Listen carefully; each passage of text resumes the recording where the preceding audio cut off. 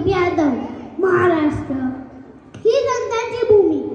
अनेक संतांनी आपल्या अभंगातून दया, क्षमा, शांती आणि समतेचा संदेश दिला. आज आषाढ एकादशी या मंगल दिवशी आपण सगळे विठ्ठलाकडे प्रार्थना करू. हीच आमची प्रार्थना, हीच आमची प्रार्थना अन हेच आमुचे मागणे. माणसाने माणसाशी माणसा सम वागणे, हीच आमची